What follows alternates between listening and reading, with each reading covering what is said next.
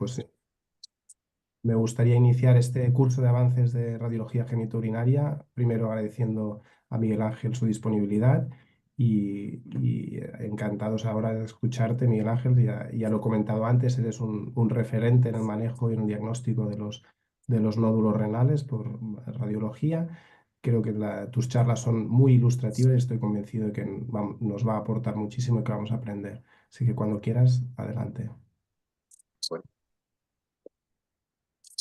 pues muchísimas gracias, Salva, muchísimas gracias a Rafael también. Y en definitiva, pues vamos a hablar de... La charla se llama Tumor renal más allá del carcinoma de células claras. En definitiva, vamos a hablar de tumores renales raros, confrontándolos con el más habitual, que es el carcinoma de células claras. Miguel Ángel, me parece que compartes la pantalla. ¿Perdón? Creo que no se comparte la pantalla Ah, todavía.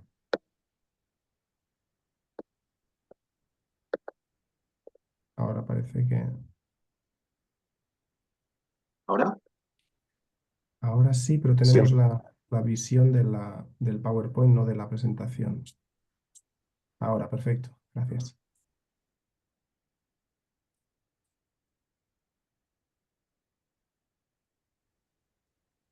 Bueno, el cáncer renal, el tumor renal, es una enfermedad del radiólogo, y esto no lo decimos nosotros, esto lo dicen estudios de los propios urólogos, de las bases bibliográficas de urología. ¿Por qué? Pues por lo que hemos comentado hasta ahora, porque hasta un 70% los diagnosticamos nosotros incidentalmente, lo que supone un aumento muy importante de la prevalencia y también una disminución del estadio tumoral. Hasta un 70% de tumores que diagnosticamos hoy en día miden menos de 4 centímetros.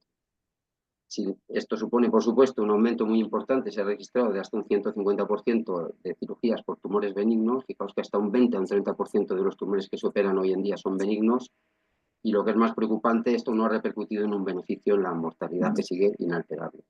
Hay que recordar que muchos cánceres renales tienen un comportamiento indolente y que, como hemos comentado, pues afectan a pacientes vulnerables. Por lo tanto, estamos en un escenario de sobrediagnóstico y, en cierto modo, sobretratamiento, en los que cabe cuestionar los roles de la biopsia, que actualmente se realiza aproximadamente un 20% de pacientes, del seguimiento activo, que se ofrece, se estima que a un 3% de pacientes, y en cualquier caso supone pues una necesidad de conseguir una mayor precisión en la caracterización. La clasificación actual, la quinta de la Organización Mundial de la Salud de 2022 de tumores renales, por primera vez subdivide los tumores de células renales en tumores en subtipos de células claras, papilares, oncocíticos y cromófobos, de los túbulos colectores, definidos molecularmente, y otros. Además, hay tumores mixtos. Perdón. Hay tumores mixtos epiteliales y estromales, tumores mesenquimales, metanéfricos, neoplasias embrionarias y una miscelánea. Pero además hay tumores extrarrenales que pueden afectar al riñón, mesenquimales, metástasis hematógenas, tumores de tracto urinario, tumores hematológicos, melanocíticos y neoplasias neuroendocrinas. Este es el escenario de los tumores que se operan a día de hoy. 2/3 aproximadamente son carcinomas de células claras, y el resto comprenden pues una serie de entidades malignas, pero en general poco agresivas, como son el carcinoma papilar y el carcinoma cromófobo, y tumores benignos como el oncocitoma y el angiomiolipoma pobre en grasa. Además, hay aproximadamente un 8% de estos tumores más raros que abordaremos al final de la charla. Pero tiene todo el sentido que confrontemos aquí pues, los tumores benignos e indolentes en general, más frecuentemente diagnosticados, con el que es globalmente más frecuente, el carcinoma de células. Y vamos a hacer esto con un abordaje de complejidad progresiva. Primero hablaremos de las herramientas básicas de las que todos disponemos, de la valoración de datos cualitativos. Después hablaremos de un modelo avanzado con herramientas también de las que todos disponemos, pero queriendo hacerlo, digamos, un poquito mejor, pues ya cuantificando, aplicando escalas de probabilidad, usando ya también la ecografía con contraste, la biopsia. Luego de un modelo que yo he llamado Premium, que sería un modelo de suscripción que no está al alcance de todos, el Zeus cuantitativo, TAC espectral y de perfusión, la resonancia avanzada, la medicina nuclear, y 2 palabras, porque no soy ni de lejos experto, del territorio frontera de la radiómica y la inteligencia artificial, para acercarnos al concepto de la biopsia virtual.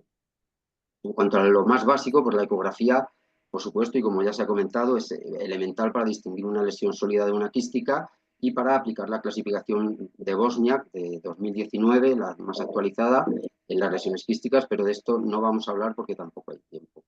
Sí sirve también, por ejemplo, pues para caracterizar una lesión sólida encontrada incidentalmente, ecogénica, bien delimitada cortical, para poder decir esto es un angiomielipoma. En principio no habría necesidad de hacer ninguna exploración que demuestre la presencia de grasa macroscópica, como sí que hicimos a este paciente, que era un amigo bastante hipocondríaco, para demostrar que es un angiomielipoma clásico.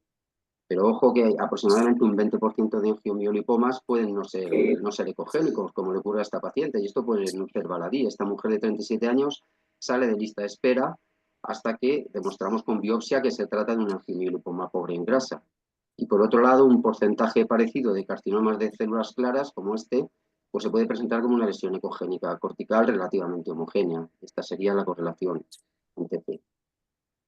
Otro patrón ecográfico y de Doppler característico que nos lleva prácticamente a un diagnóstico de una tumoración sólida es este. Si encontramos un patrón vascular, bien sea con Doppler, con flujo en modo B o con pruebas microvasculares que no dejan de ser Doppler mejorado, de patrón en rueda de carro con áreas periféricas y radios centrales, pues es muy probable que estemos ante lo que era esta lesión, que era un oncocitoma con esta cicatriz central con una calcificación.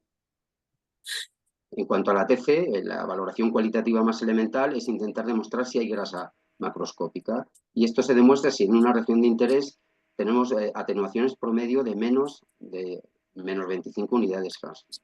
Si además las lesiones son múltiples, tenemos otros estigmas como lesiones óseas esclerosas, subependimarios, linfagioliomatosis pulmonar, pues estamos ante un complejo esclerosis tuberosa. Más allá de esto, si tenemos que caracterizar una lesión que hemos encontrado y tenemos que hacerlo con TC, es inevitable hacer un estudio multifásico con una fase sin contraste real o virtual, una fase corticomedular, otra nefrográfica y otra tardía. Y este va a ser el aspecto del carcinoma de células claras, de un carcinoma papilar, de un cromófobo con cicatriz, de un oncocitoma sin o con cicatriz y de un angiomielipoma pobre en grasas. Por resaltar características, pues el carcinoma papilar y el angiomielipoma pobre en grasas son los que con más frecuencia son hiperatenuantes con respecto de la cortical en la fase basal del estudio.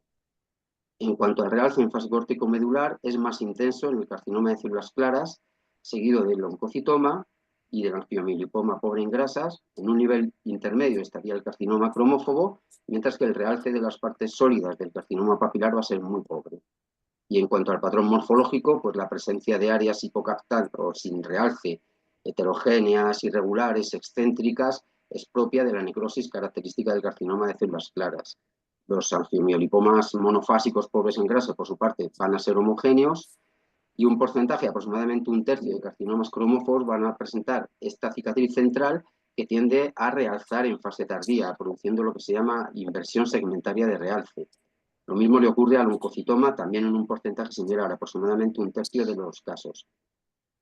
Pero luego hay solapamientos. Si, por ejemplo, nos encontramos casos como este, un tumor con un clarísimo realce segmentario invertido o inversión segmentaria de realce, lo biopsiamos pensando que va a ser un oncocitoma y la sorpresa es que se trata de un carcinoma de células claras. U otra lesión como esta, que tiene realce muy pobre en TC, nos lo llevamos al ecógrafo, ponemos contraste, vemos que existe vascularización, existe burbujeo en la lesión, pensamos va a ser un carcinoma papilar y cuando lo biopsiamos resulta ser otro carcinoma de células claras. El mensaje, por lo tanto, es que hay solapamientos que dificultan mucho la toma de decisiones en el paciente individual. ¿Qué más podemos hacer? Pues podemos cuantificar. Pasamos aquí a un modelo ya avanzado. Podemos medir los valores de atenuación en las distintas fases, en la lesión, en las áreas sólidas, en la cortical del riñón y calcular múltiples parámetros. El realce absoluto, estos son solo algunos ejemplos. Ved que hay valores muy distintos entre tumores, el porcentaje de realce en fase corticomedular, el realce relativo respecto de la corteza, el lavado absoluto entre la corticomedular y la nefrográfica, el porcentaje de lavado relativo tardío. Todos ellos demuestran valores de umbral que diferencian en grupos, pero que también son difíciles de aplicar al paciente individual para la toma de decisiones. En cuanto a la resonancia, pues hay que hacer un estudio multiparamétrico, hay que adquirir secuencias T1 en fase y fase opuesta, secuencias T2, hay que hacer difusión y hay que hacer estudio dinámico con contraste. Este es el comportamiento de la cortical y de la medular del riñón, con su curva de realce, y este sería el comportamiento habitual de un carcinoma de células claras, de un carcinoma papilar cuando se presenta de forma homogénea. Cuando se presenta, como es característico de un cierto subtipo de tumores, con cambios hemorrágicos, quísticos hemorrágicos. Este sería el de un cromófobo, sin o con cicatriz central, el de un oncocitoma, también sin o con cicatriz central, y un angiomiolipoma pobre en grasas. Vamos a ir desgranando las características. Si hacemos sustracción, veremos mejor el realce de aquellas partes sólidas hipocaptantes de ciertos tumores. Precisamente en el realce, en la fase córtico-medular, pues va a ser más intenso y precoz en el carcinoma de células claras, seguido del oncocitoma y del angiomiolipoma pobre en grasas, que como veis tiene una curva de realce del lavado tardío más acusada. Va a ser intermedio en el carcinoma cromófobo y va a ser muy pobre en las áreas sólidas del carcinoma papilar. Es característico del carcinoma papilar en sus áreas sólidas y del angiomiolipoma pobre en grasa presentar baja intensidad de señal en T2. Estas mismas lesiones tienden a mostrar mayor restricción de la difusión del agua, no porque sean especialmente agresivas, sino por su arquitectura particular. Mientras tanto, es habitual la presencia de grasa microscópica demostrada por la caída de señal en fase opuesta en T1 en el carcinoma de células claras y en el angiomiolipoma pobre en grasas, mientras que lo contrario ocurre habitualmente en las áreas sólidas del carcinoma papilar. Y en cuanto al patrón morfológico, pues la necrosis característica del carcinoma de células claras es hiperintensa en T2, hipointensa en T1, no realza y no restringe en difusión. Las áreas quístico-hemorrágicas de ciertos subtipos de carcinomas papilares son hiperintensas en T1, con un comportamiento variable en T2, con también variable en difusión y sin realce, mientras que la cicatriz de ciertos carcinomas cromófobos y oncocitomas, como la necrosis, también es hiperintensa en T2 e hipointensa en T1, pero en un nivel menor. La restricción de la difusión es discreta y se tiene un patrón de realce con tendencia a realce tardío, lo que produce la inversión segmentaria de realce. Estos serían ejemplos de tumores renales. Más allá de esto, pues podemos cuantificar, como hacíamos en la TC, ¿no? Podemos cuantificar y encontrar un montón de parámetros, pero no vamos a entrar en eso porque primero nos volvemos locos y segundo es probable que no nos aporte una capacidad diagnóstica mayor. Las escalas de probabilidad, bien aplicando parámetros de TC o parámetros de RM, hacen un sofrito de todas estas características y de una forma más ordenada y menos errática, pues nos permiten avanzar en la toma de decisiones. Nos vamos a centrar en esta, en la escala de probabilidad del carcinoma de células claras, porque se publica en 2019, al frente de ella está Iván Pedrosa, se actualiza en 2022 y sobre todo porque es la más validada clínicamente. Aunque todavía queda por hacer en la validación. Esta escala utiliza criterios de descarte, que son la grasa macroscópica y el que haya menos de un 25% de realce, criterios mayores que van a ser la intensidad de señal en T2 en relación con la corteza renal, el realce en la fase córtico-medular, la presencia de grasa microscópica y la tasa de lavado tardío. Y luego hay características auxiliares como son la inversión segmentaria de realce y la restricción de la difusión para cambiar un escalón arriba o un escalón abajo. Funciona de la siguiente manera. Si encontramos una lesión que capta y tiene grasa macroscópica, diagnosticamos angiomiolipoma. Si no la tiene y tiene menos de un 25% de tejido sólido captante, con algunas excepciones como que haya predominio de necrosis o que haya áreas quísticas y polos papilares hipocaptantes, que son típicos de cierto subtipo de carcinoma papilar. Pero bueno, en general, en esta situación, diagnosticamos lesión quística y aplicamos la escala de Bosnia, que en caso contrario, pues estamos ante una masa sólida indeterminada y aplicamos la escala. Lo primero que hacemos es valorar la intensidad de señal en T2 en relación con el córtex y después el realce en la fase córtico-medular. Y en función de esta situación y de otras que se van a ir dando, pues nos aplica unos valores desde 1 a 5 de probabilidad de carcinoma de células claras y además nos ofrece una serie de diagnósticos alternativos. En ciertas situaciones se aplican estas características auxiliares, por ejemplo, la inversión segmentaria de realce para bajar un escalón en ciertas situaciones o la restricción de la difusión del agua para bajar un escalón en otras. Vamos a ver algunos ejemplos reales. Este es un carcinoma de células claras, hiperintenso en T2, se presenta caída de señal visualmente en fase opuesta, realce intenso en fase córtico-medular, cierto lavado, poca restricción de la difusión. Podemos cuantificar la caída de señal, podemos cuantificar el realce en las partes sólidas y ponerlo en relación con la corteza, con el realce de la propia corteza. Vamos a ver cómo funciona la escala en un vídeo. ¿Hay grasa macroscópica? No. ¿Es una masa sólida? Sí. Es hiperintensa en T2. Vamos a calcular el realce en la fase corticomedular. La intensidad de señal en el tumor, en el corte, si nos dice que sí, que hay un realce muy intenso, 138%. ¿Hay grasa microscópica? Pues ponemos la intensidad de señal en fase con su desviación estándar, en fuera de fase, y calculamos. Sí, hay grasa microscópica, por lo tanto, grado 5, además podemos ir y nos ayuda a hacer un informe estructurado.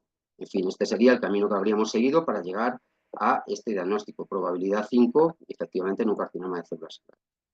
Es un carcinoma papilar, hipointenso en T2, no tiene caída de señal en fase opuesta, lo contrario, tiene un poquito de aumento de señal. Las áreas que captan lo hacen de manera muy discreta, sin ningún lavado, hay restricción de la difusión. Este sería nuestro camino y nos lleva a una probabilidad 1 de carcinoma de células claras con este diagnóstico. Angiomilipoma pobre en grasa versus carcinoma papilar. En este caso, que no hay lavado tardío, pues podríamos afirmar que es un carcinoma papilar.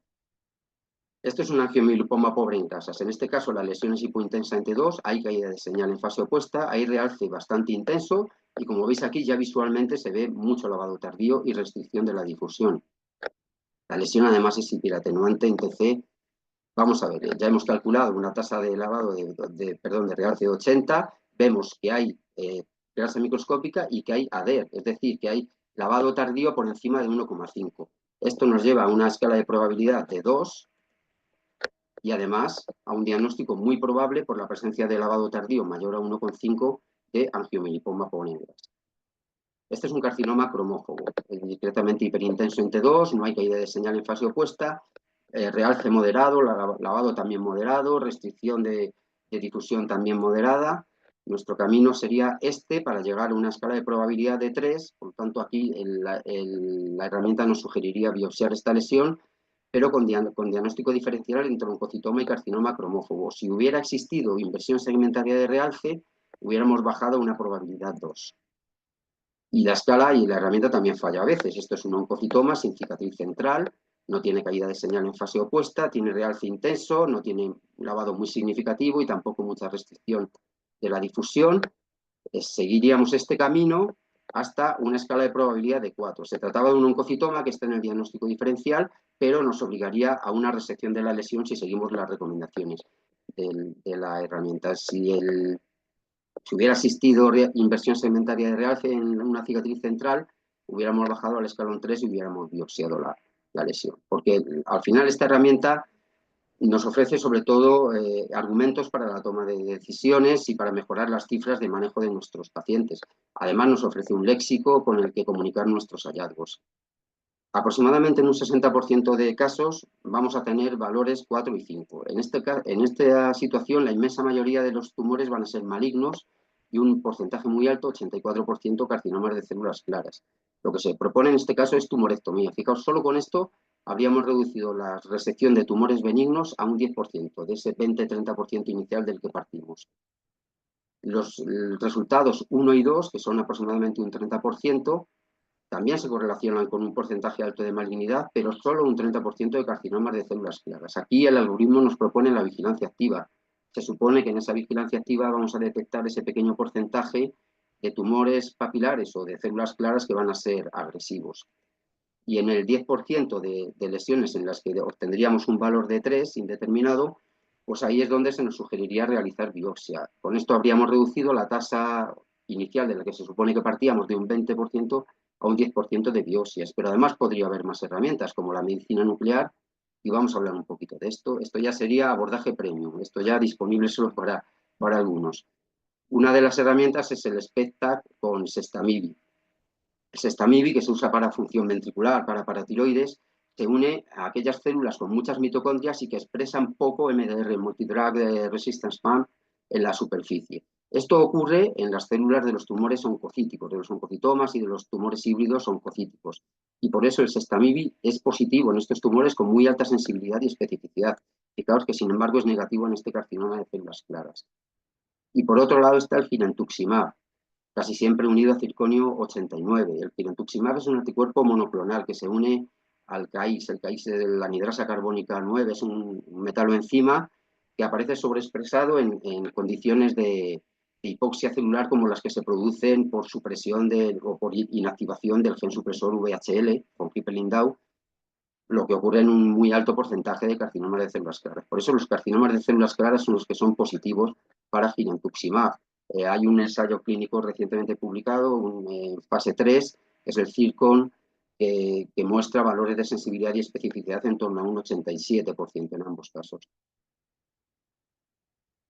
Volviendo un paso atrás al modelo que llamamos avanzado, pues bueno, lo que hemos comentado antes, si tú estás haciendo una ecografía, te encuentras aquí un quiste y aquí otra lesión, que no sabes si esto es un quiste con contenido o es una lesión sólida, pones el Doppler a todo lo que da, por así decir, no demuestras vascularización, pues pones contraste y ves burbujeo, pues eso quiere decir que ahí hay vasos, porque este contraste es puramente intravascular, como sabéis, y esto es muy característico del carcinoma papilar.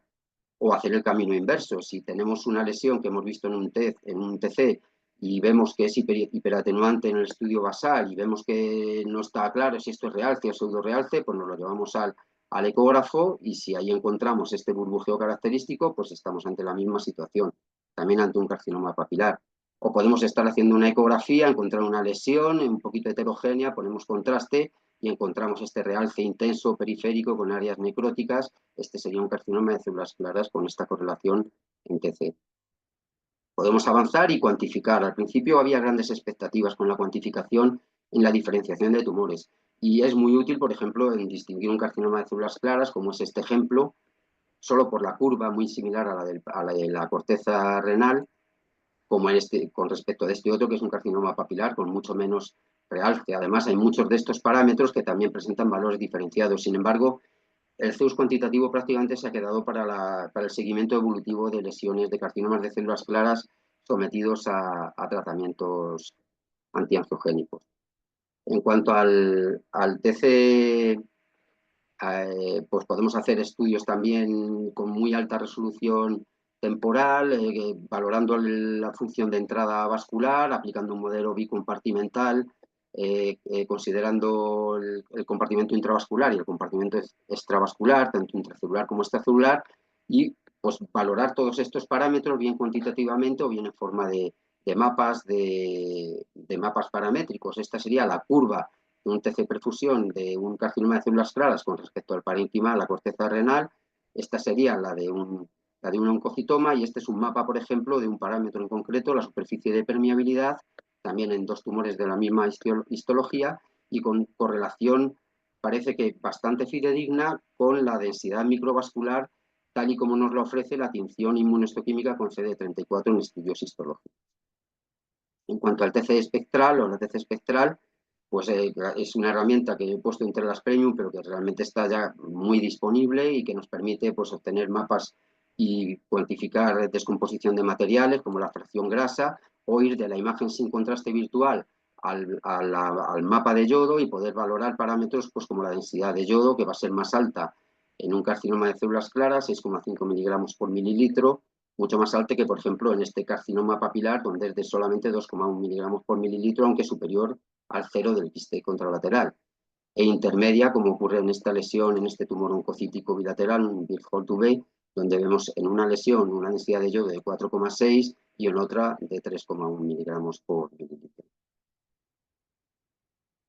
La resonancia avanzada, pues también ofrece resultados muy prometedores, pues con distintas herramientas como el IBIM, el Intravascular Incoherent Motion, que es una técnica de difusión con valores muy bajos de B que permite valorar pues, cuestiones de perfusión microvascular y obtener mapas de parámetros como la fracción de perfusión, la pseudodifusión y otros con características diferenciales entre tipos de tumores. O el T1 mapping con técnicas de relaxometría que permiten también obtener mapas del parámetro T1 en milisegundos, también con rasgos diferenciales, o el BOLT, que usa como contraste endógeno la deoxihemoglobina y también permite obtener mapas de los parámetros T2 asteriscos o su inverso R2 asterisco con características diferenciales entre tumores, o el arterial spin labeling. Aquí el contraste endógeno son los protones de agua que se marcan con un pulso de inversión antes de entrar en el volumen de interés y luego sustrayendo la imagen basal, pues permite obtener sin contraste mapas de perfusión como este, o la perfusión por resonancia con contraste paramagnético y aplicando secuencias SPGR que permite obtener mapas de tantos parámetros como la TC perfusión y también con las mismas limitaciones en realidad.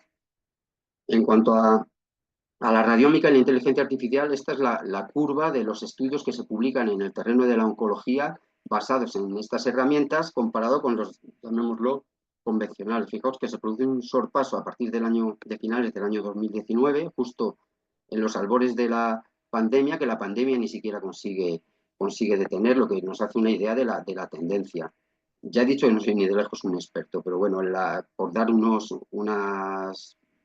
pequeños mensajes, pues la radiómica vendría a ser la capacidad de extraer de nuestras imágenes pues aquellos rasgos, esa información que está presente en las imágenes y que con nuestros ojos, por muy avezados que sean, no vamos a conseguir extraer, pues características como la textura, como el aspecto, como la distribución en histogramas de ciertos parámetros, por ejemplo.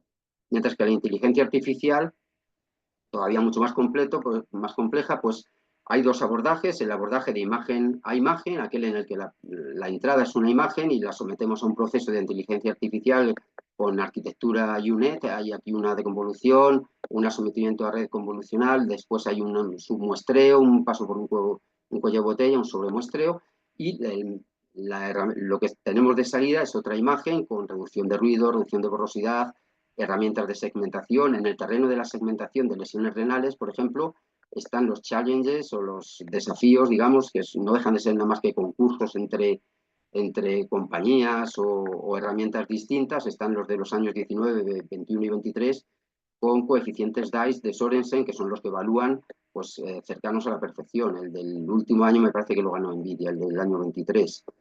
Y luego está el abordaje en el que la entrada es una imagen y la salida va a ser algún otro parámetro, bien sea sometidos a redes de convolución neuronal por un vector, pasando por un vector latente, o bien sea por análisis de datos radiómicos pasando por vectores de características. Con todo esto se consigue, y esto ya se ha demostrado, resultados mejores que los que puede ofrecer el mejor de los radiólogos en todos estos aspectos que tienen que ver ya a día de hoy con los tumores renales. Todos estos hacen referencia a la materia de la que versa esta presentación. Por ejemplo, con una seguridad diagnóstica en la subclasificación de tumores de entre 0,82 y 0,96. Si hay alguien interesado, yo le aconsejo la lectura de este artículo relativamente reciente, donde se habla de esto y también de los desafíos de la radiómica y la inteligencia artificial, como son aumentar la disponibilidad, mejorar la inteligibilidad, dicen de pacientes, pero yo diría también de profesionales, una mejor definición de los algoritmos, unos diseños más uniformes, estudios multicéntricos más grandes y ampliar las bases de datos. Las más significativas en la actualidad son el archivo de imagen del cáncer del Instituto Nacional del Cáncer de los Estados Unidos, si es que nadie lo desmantela en los años venideros o en un futuro reciente o cercano, y la iniciativa europea de la imagen del cáncer de la Comisión Europea. Vamos a dedicar los últimos 6-7 minutillos de la charla para hablar de ese 8% de tumores más raros, pero que tarde o temprano nos van a encontrar. Vamos a hablar solo de algunos que tienen algunos rasgos clínicos o de imagen pues más o menos característicos, tanto tumores renales como tumores extrarrenales. Empezaremos por los hematológicos, casi siempre son linfomas no Hodgkin B de células grandes.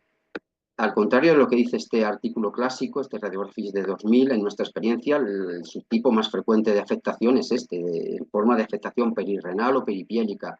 Son lesiones con atenuación homogénea de partes blandas en estas localizaciones, junto con adenopatías, en este caso retroperitoneales, mesentéricas, pélvicas, a veces afectación de otros órganos. Son lesiones que pueden ser infiltrantes, como vemos aquí con el parénquima renal, con efecto de masa solo moderado, no afectan al trayecto de la arteria, pero sí producen un poquito de hidronefrosis. Casi siempre son hipocaptantes y con marcada restricción de la difusión del agua, como vemos aquí en esta lesión hepática y en la lesión peripiélica, con B alto y con el mapa de ATC. El siguiente patrón sería múltiples lesiones renales bilaterales con este mismo comportamiento. El siguiente frecuencia, la nefromegalia, infiltración difusa de los riñones y perirrenal, en este caso con afectación gástrica, incluso prostática y también adenopática. Y el último, el menos frecuente, el de masa sólida única con estas características, coincidiendo en este caso con afectación esplénica y pancreática. El carcinoma urotelial invasivo, asociado al consumo de tabaco y a infección crónica, tiene un comportamiento más endofítico, más infiltrante, menos captante que la mayor parte de los carcinomas renales. Se suelen asociar a otros tumores uroteliales. En este caso había un tumor piélico y uno vesical, con mucha frecuencia y adenopatías. Y ojo al síndrome de Lynch, porque aparece con más frecuencia en el síndrome de Lynch, en el que pueden aparecer además otros tumores. En este caso ya estaba operado este paciente de un carcinoma colónico. El carcinoma de células escamosas se comparte muchas de tanto la presentación clínica como radiológica, con la particularidad de que es rarísimo, de manera que cuando se diagnostica histológicamente, primero hay que descartar que estemos ante una metástasis. ¿De qué? Pues el tumor que con más frecuencia metastatiza en el riñón es el pulmón, casi siempre en un contexto de enfermedad avanzada. Si encontramos un tumor renal en un estudio de estadificación de otra lesión, hay que tener en cuenta que es casi tan probable que sea un tumor primario que una metástasis. Si las lesiones son múltiples, como en este caso, con crecimiento más rápido, son infiltrantes endofíticas o con menor realce y más tardío, pues es más probable que estemos ante una metástasis. Lo del realce menor y tardío también depende del comportamiento del tumor primario. En este caso era un carcinoma de vesícula con áreas hipercaptantes y las metástasis renales múltiples y las metástasis peritoneales pues tienen un comportamiento similar al del tumor primario. Vamos a ver algunos tumores capsulares o sinusales benignos. El primero es el tumor fibroso solitario. Suelen ser lesiones grandes, bien definidas, muy heterogéneas. Es excepcional, pero en mi experiencia yo he visto un par de ellos, así que cualquiera puede encontrarse con esto. Casi siempre benignos, pero un 14% pueden ser malignos, como ocurría en este caso donde el riñón aparecía, bueno, más bien desaparecía como un órgano fantasma, aunque estaba previamente 3 años antes en este estudio por ulcus. El pronóstico es muy malo, 3 meses después recidiva peritoneal masiva. Y otra lesión similar pues es el leiomioma, que suele aparecer en mujeres, también casi siempre capsular. La parte maligna, el leiomiosarcoma, en este caso ya estamos ante tumores grandes, infiltrantes, heterogéneos, con muy mal pronóstico y que tienden a invadir las venas, especialmente el leiomiosarcoma, en cualquier caso indistinguible pues, de un carcinoma de células claras como este con rasgos sarcomatoides. El hemangioma renal suele asentar en el ilio y tampoco es raro, pero tampoco es excepcional. Se comporta radiológicamente como en cualquier otro órgano, con este realce inicialmente periférico globular que avanza hasta ocupar el total de la lesión, en resonancia hiperintenso en T2, sin restricción de difusión, con este realce progresivo que se extiende al total de la lesión. El anastomosante es un subtipo específico del que no hay tiempo para hablar. El tumor justaglomerular, antiguamente llamado reninoma, tiene como particularidad el contexto epidemiológico y clínico. Afecta casi siempre a mujeres jóvenes hipertensas. ¿Por qué? Pues por la producción de renina, y con hipopotasemia, hiperaldosteronismo, hiperreminemia, y esta propia producción hace que sean hipocaptantes por la vasoconstricción que produce, y también que se puedan diagnosticar con muestreo de la vena renal. Vamos a hablar de algunos tumores centrales. El primero, el tumor intersticial renomedular o fibroma medular. Es una lesión benigna, hipocaptante, asintomática, característicamente se consideraba hipointensa entre 1 y T2, aunque Case Reports parece que en los últimos tiempos cuestionan lo de la hipointensidad en T2. Otro tumor central, pero en este caso con muy mal pronóstico, con un comportamiento infiltrante, con adenopatías y metástasis, en este caso ósea, es el carcinoma de los túbulos colectores de Bellini. Con la misma presentación radiológica, el carcinoma medular deficiente en SMARCB1, que es una lesión definida molecularmente recientemente en el año 2000, la clasificación de 2016, y que característicamente afecta casi exclusivamente a jóvenes de raza negra con rasgo de células partiformes. Antes se llamaba simplemente carcinoma medular. Siguiendo con tumores malignos infiltrantes con definición molecular y que afectan a pacientes jóvenes, pues el carcinoma deficiente en succinato deshidrogenasa, que aparece en el contexto del síndrome del paraganglioma hereditario, puede coexistir con feocromocitomas o paragangliomas extraadrenales, a veces múltiples, y es por defecto de esta enzima del ciclo de Krebs, la succinato deshidrogenasa.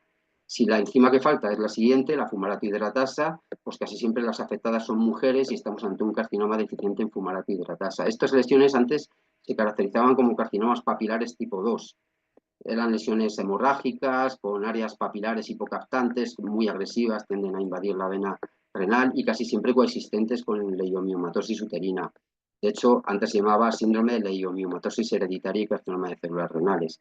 También con muy mal pronóstico, en este caso 1 año después de la nefrectomía y una recidiva local y metástasis hepáticas. Y por último vamos a hablar de un capítulo de lesiones quísticas indolentes o lesiones que afectan en enfermedad renal quística adquirida y también indolentes. La primera es la neoplasia quística multilocular con bajo potencial maligno, antiguamente llamado carcinoma quístico multilocular. Este es un subtipo de tumor de células claras que aparece como una masa quística Bosniak 2F o 3. Seguida el tumor papilar de células claras, antiguo carcinoma papilar de células claras. Lo que tenemos en este caso son células claras, pero organizadas con una arquitectura papilar. Puede aparecer asociado a enfermedad quística adquirida o de forma espontánea y puede ser como una lesión quística avanzada en la escala de Bosniak o bien como un tumor sólido, como en este caso. El carcinoma asociado a enfermedad quística adquirida se contempla en la clasificación de la OMS de 2016 por primera vez. No es la lesión que con más frecuencia se asocia a enfermedad quística adquirida, de hecho es la tercera, y radiológicamente es inespecífico, indistinguible de un carcinoma papilar. Son tumores con muy baja captación, fijaos que aumenta 9 unidades Hansfield, que son hipointensas entre 2, pues eso, indistinguible de un papilar. Por último, el tumor mixto epitelial y estromal, que sería el extremo quístico, digamos, de las entidades asociadas al nefroma quístico del adulto, son lesiones multiquísticas, con tabiques, a veces con pequeñas áreas sólidas que captan, que característicamente se hernian hacia el seno renal y que afectan, porque son hormonodependientes, a mujeres perimenopáusicas en tratamiento hormonal. Por último, pues las conclusiones de lo que hemos dicho, pues que la mayoría de los tumores renales son un hallazgo incidental radiológico, que muchos de ellos se someten a cirugía de forma inadecuada, bien sea porque son lesiones benignas como un oncocitoma o un angiomiolipoma pobre en grasa, o bien lesiones relativamente indolentes en la mayor parte de los casos y a veces en pacientes vulnerables, por ejemplo, carcinomas papilares o cromófobos, a pesar de que tenemos herramientas disponibles para un abordaje diagnóstico diferencial razonable con el carcinoma de células claras. También hay que recordar que hay tumores menos frecuentes, ese 8%, pero que pueden tener claves clínicas, radiológicas o ambas para una aproximación diagnóstica. Y por último, pues que la radiómica y la inteligencia artificial nos acercan a un futuro que replantea nuestro papel en este contexto. Muchas gracias. Pues esto ha sido todo, que no ha sido poco. Bueno, ha sido una barbaridad, me atrevería a decir. Creo que lo has tocado prácticamente todo. Es decir, Salva Pedraza plantea una serie de cuestiones, pero creo que las has abordado ya prácticamente todas. Preguntaba por un lado, si el TAC de doble energía aporta valor en el diagnóstico de los tumores renales, y has hablado del TAC con la espectroscopía, pero has hablado también de la difusión, la resonancia, la medicina nuclear también. Y también, evidentemente, has comentado el uso de las herramientas de inteligencia artificial y la radiómica hasta donde tú sabes, ¿no?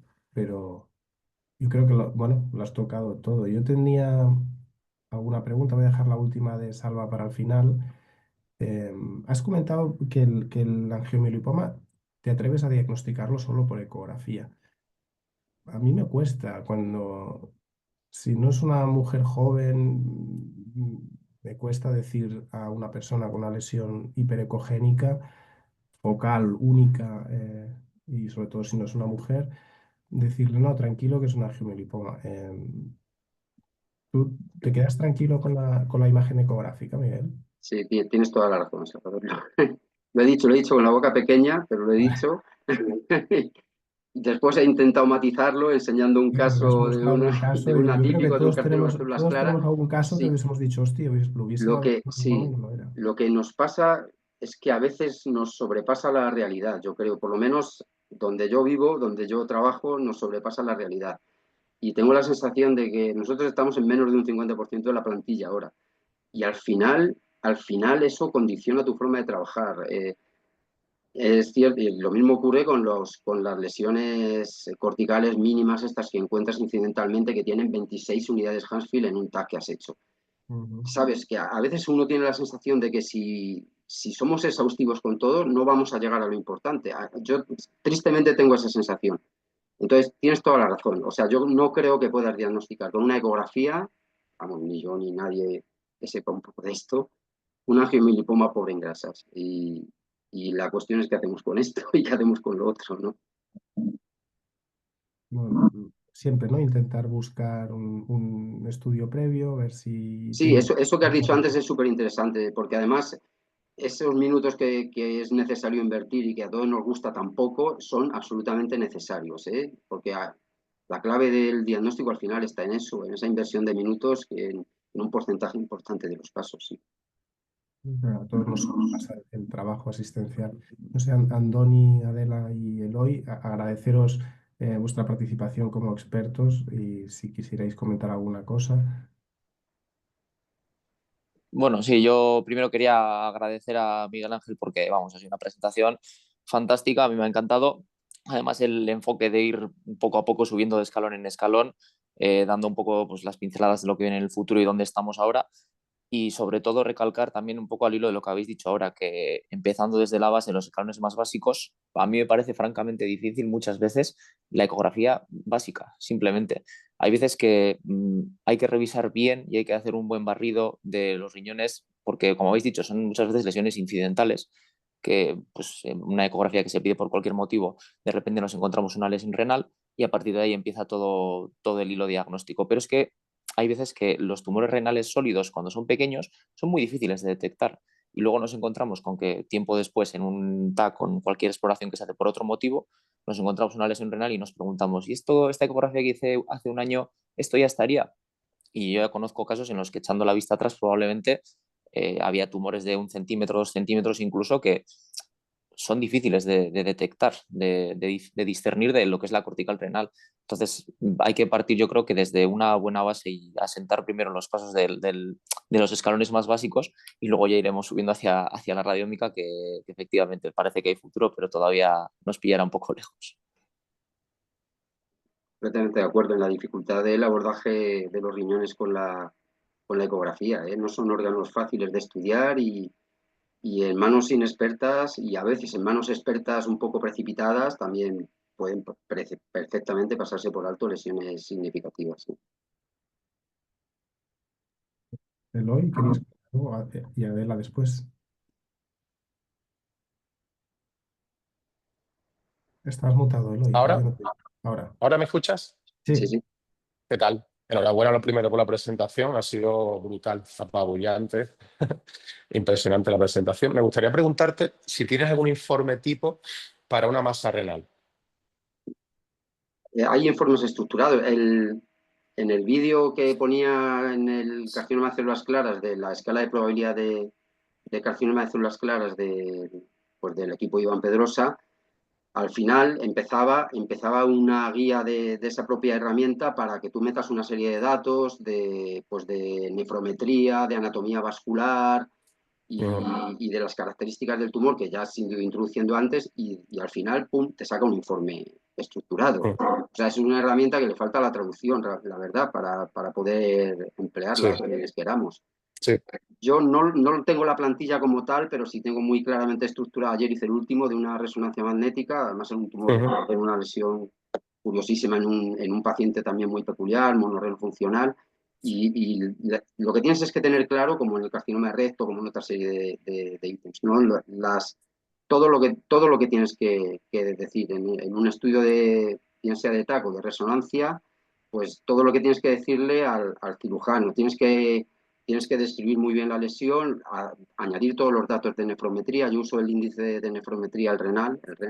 Hay otros, el PADO, hay otros, yo uso ese, con la probabilidad de eventos en caso de cirugía protectora de nefronas, los datos de anatomía vascular, aunque eso no va a evitar que venga el urólogo y se sienta a tu lado a ver los vasos antes de la cirugía, pero bueno, hay que ponerlo y luego la descripción de todas estas características que hemos dicho y las posibilidades diagnósticas y en lo posible la recomendación. Oye, yo recomendaría biopsiar o no, aunque siempre Exacto, sometido sí. a la situación de cada paciente. Cada paciente es un mundo. Claro, es que yo creo que es verdad que nos centramos muchas veces en el renal y al final, cuando tú vas a operar a un paciente, el urólogo, antes de operar al paciente, pone el TAC, se revisa el TAC antes de quirófano y evidentemente, aunque no son radiólogos, los urólogos también sabemos, o sea, bueno, yo soy urólogo y radiólogo, entonces hablo un poco de...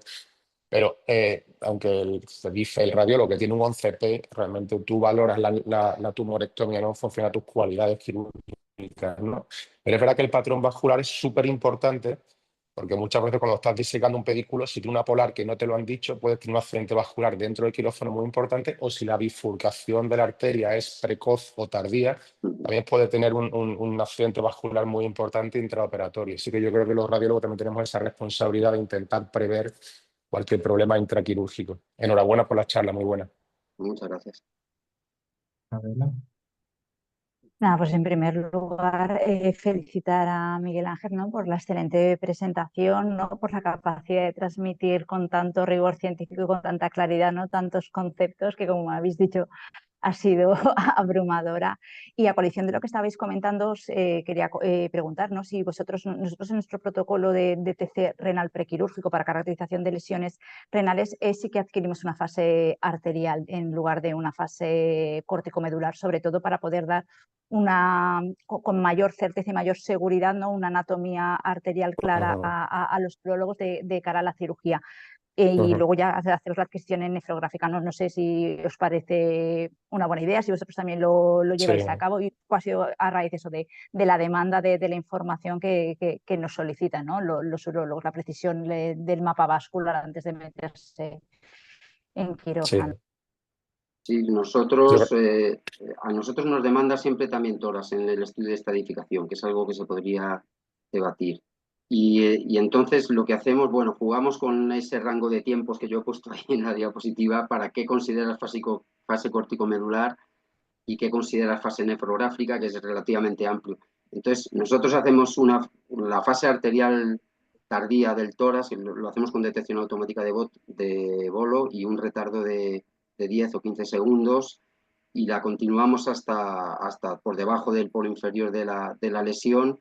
Y es verdad que es una fase que ya no es arterial pura, pero bueno, que nos sirve un poco para cubrir una y otra necesidad. ujú. Pues perfecto. Había una última pregunta de Salva que preguntaba cuáles serían los retos de futuro para mejorar el manejo de los tumores renales. Es una pregunta bastante abierta y igual difícil de responder, pero si quieres intentarlo. Uf, pues es complicada. Yo creo que el principal reto es querer hacerlo bien. Yo, estos modelos que me saqué de la manga, del modelo básico al avanzado, la única diferencia que hay es las ganas de hacerlo bien. Y yo creo que querer hacerlo bien, o sea, no conformarte con que estoy haciendo una ecografía y veo algo y recomiendo algo, o no me reviso, como has dicho tú antes, todos los estudios, todo el historial radiológico del paciente, que con esa cuestión que solo es de actitud, resuelves un porcentaje muy importante de los casos. Y luego estas herramientas, pues yo creo que van a llegar. Esto ya lo hemos discutido en nuestras charlas en esta plataforma, y la inteligencia artificial desde luego que va a cambiar el papel de los radiólogos. Yo a los residentes que entran ahora se lo digo, porque su trabajo no va a ser igual que el mío. Yo creo que el mío no lo va a cambiar mucho en los años que me quedan hasta la jubilación, pero que van a cambiar, por supuesto. Creo que sí. No sé vosotros qué pensáis, que Yo creo que no. Personalmente pienso que está aquí y que el mismo programa que has mostrado de la escala de Pedrosa, el RATS, lo puedes ya hacer directamente con la inteligencia artificial y darle los valores y en base a lo que ya sabe, te va a guiar igual y simplemente es ponerse a utilizarlos, o sea, lo que nos sea más cómodo, lo que nos sea más útil y sobre todo fiable, ¿no? Y es la fiabilidad un poco lo que todavía está en duda de estas herramientas de inteligencia artificial, la validación clínica que no sé si dará tiempo, porque cuando te pones a validar una cosa ya ha aparecido otra. Entonces, bueno, es un poco adaptarse, evidentemente, no dejarlo a un lado y los que vienen detrás, los residentes, evidentemente tienen que aprender a trabajar con ello y colaborar con todas estas herramientas. No sé qué pensáis, Adela. Eh, Totalmente de acuerdo. Yo creo pues eso, que nos irán facilitando el trabajo, pero yo el escenario del futuro también confío como Miguel Ángel, que ya estaré jubilada y nos lo contarán las nuevas generaciones. No, viene muy rápido, me temo. Andoni, tú seguro que no te puedes escaquear con esta respuesta. No, pues yo en realidad opino más o menos el mismo hilo. Realmente creo que el futuro pasa, bueno, el futuro realmente es la realidad, pero que tenemos que aplicarlo en todos los sitios es a intentar ser precisos y no solamente decir esto tiene pinta de ser malo, esto tiene pinta de no ser tan malo. Aplicar efectivamente las escalas que a lo mejor no se aplican en todos lados, como la de probabilidad de carcinoma de células claras, y a partir de ahí ir creciendo. Parece que el tema de la radiómica inteligencia artificial pues tiene potencial, visto que las publicaciones que hay, Ahora queda aparentemente lejos, pero veremos en 5 o 10 años cuál es la realidad. Yo, oye, soy optimista en ese sentido, por lo menos. Pues muy bien, no sé si está Salva y quisiera hacer unas conclusiones finales. Sí, bueno, primero de todo, muchas gracias, Rafa, por tu excelente moderación. También muchas gracias a Andoni López, a Eloy Viveas y a Adela por vuestros excelentes comentarios de expertos. Y después, Miguel Ángel, muchísimas gracias. La verdad es que tu sesión es para volver a mirarla, tenerla guardada y consultarla porque tiene todo, tiene todo. O sea, la verdad es que muy bien. Yo creo que lo que nos has transmitido, yo como resumen haría, es que hay una serie de retos, ¿no? El hecho de que la gran mayoría de los tumores son hallazgos incidentales, el hecho de que hay un dato que tú has subrayado, que las cirugías muchas veces podían ser evitables, y lo que también has dicho, que aparte de caracterizar con todas las técnicas que has dicho, tenemos que intentar hacer una vigilancia activa, comparar con los previos, intentar utilizando las nuevas herramientas de radiomica e inteligencia artificial. ¿Eh? No sé si quieres decir algún mensaje final a la audiencia, Miguel Ángel. Nada, pues agradecerte, Salve, agradecerte, Rafael, y al resto también la oportunidad y lo bien que me he sentido con vosotros este ratito y animarles a ser, como decía Andoni, a intentar ser rigurosos, a no conformarnos en la vorágine del día a día con, hemos visto esta lesión, que se encargue otro, a coger el toro por los cuernos, que al final es la filosofía que tiene que presidir nuestro trabajo, yo creo, ¿no? Perfecto. Seguro que toda tu exposición nos ayuda a hacerlo así y simplemente ya contamos contigo en otras sesiones, seguro que con Rafa ya miramos y simplemente recordaros que mañana tenemos una sesión de avances en el diagnóstico por la imagen de la neoplasia de colon del doctor David Armario del Hospital Vallebrón. Estáis todos invitados, que tengáis un gran día. Gracias Rafa, gracias Antoni, gracias Adela, em, gracias Eloy y gracias Miguel Ángel y Dani. Que tengáis un gran día. Nos vemos. Un Muchas saludo. gracias, Adeu. muchas gracias. Hasta luego. Gracias. Gracias. Hasta luego.